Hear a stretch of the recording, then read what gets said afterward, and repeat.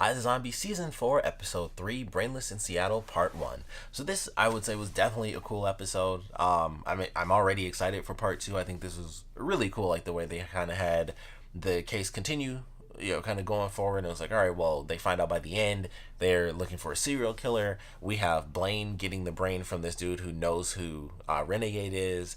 And it's like, I knew she would come back. It was like they introduced her. They said they gave her a name and everything. I'm like I said in my last review, I was like, she's gonna come back. So of course she does.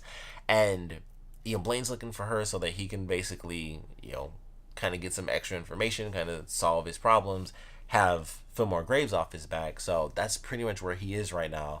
It's like, all right, that should be interesting. They reintroduced the idea of Peyton and Ravi getting back together, which I thought that was kind of said and done. So I was surprised that was even referenced. But they brought that in. They played Train song. I don't know the name of that song, but I used to really love that song. And for whatever reason, they were at a club that played Space Jam, so that was sweet too.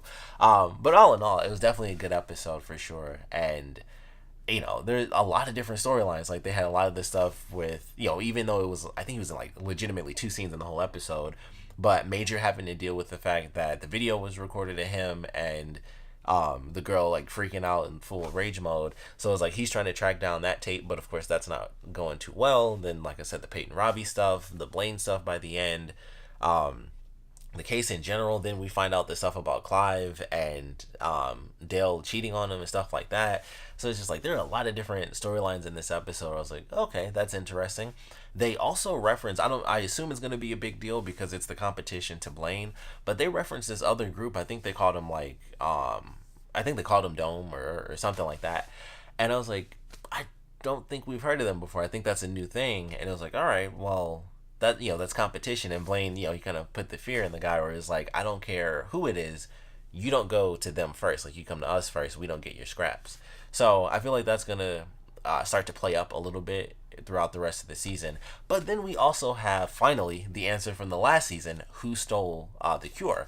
And it does end up being Blaine. They don't really go into it if it was Donnie that actually took it and all that extra stuff. But it was Blaine, and he has the cure. And it was like, okay, they kind of answered that question. The funny thing is, and I read an article about this last year when they did the season finale, they were supposed to put that answer in, but for whatever insane reason, it was like, we had to cut it for time, which seems like the craziest thing in the universe. Is like, who stole the cure is like a really big deal. But for whatever reason, that got cut for time in the season finale, which, if I remember right, there's a lot of, there's stuff that they could have taken out to put in who stole the cure. But that's just me. I mean, especially considering how they did it, and it was just like, I got the cure, and that was pretty much it. And that's how Blaine ended up killing the guy. But he's the one who has the cure.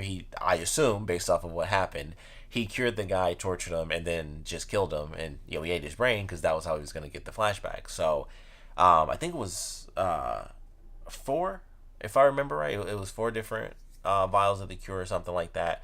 But definitely thought that was interesting. I was like, okay, how is this going to play out? What's going to happen with the way everything is? It was totally different before, where it was like, oh, someone stole the cure. Now it's like they stole the cure and they're locked inside the city. So it's a lot weirder than the initial concept of, oh, someone can cure themselves and take off. It's like, well, it almost doesn't even, kind of like how we use it in the episode. It's almost a detriment to have the cure. Like, I'm sure there's, of course, still some people who would prefer to be human over zombie, but now it's totally different. So I am excited to see how they kind of mess around with that idea. But all in all, definitely looking forward to part 2.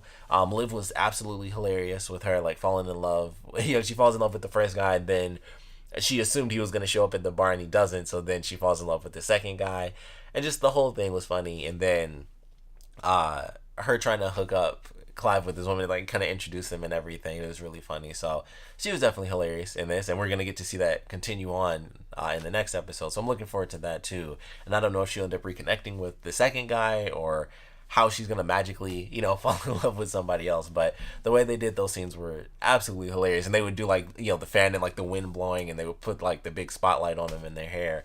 So I thought that was just really silly and over the top, which is kind of what the show does. So I definitely enjoyed that. But really looking forward to how things are going to play out. I don't know if they're going to conclude the Renegade stuff in the very next episode. I feel like that's something that they probably should keep for a couple episodes, but obviously it's already written. It's not like they're writing it week by week, so we'll see how that ends up playing out. But I kind of like that idea. I just think it's an interesting concept to kind of throw in where you have these people smuggling zombies out of the city, humans in the city, stuff like that, and you have like the good side of the smugglers and the bad side of smugglers, and just the madness that's going to come from that. So I hope that she ends up staying around for at least a while. Obviously that's going to lead to some really crazy fighting, and people, Fillmore Graves looking for her, and then eventually whatever's going to happen with Blaine's dad. A lot of different stuff going on, so definitely looking forward to where we're headed for part 2 of this storyline. But we'd love to know what you guys thought about part 1, so please comment below. Let me know your favorite parts about this one, your least favorite parts about it, and with everything that they kind of introduced and kind of where things are headed, seemingly at least for part 2. I assume we'll see a lot more of Major in part 2, since they kind of just introduced like, oh, he's looking for the tape. My guess is that the video will probably be out there, because I mean it was on somebody's phone, which I don't know why the video wasn't already put out, because they mentioned it was like days ago. So I'm like, that's super weird. Like, it's whether it's the fictional world or not, it's the modern world. It's like the dude had a phone, just boom, look what I saw. So it's interesting that he'd even be keeping that as a secret on his phone, unless they end up doing like he was trying to sell it to somebody, which would also make a lot of sense. But I would love to know your predictions for the storylines that we got in this.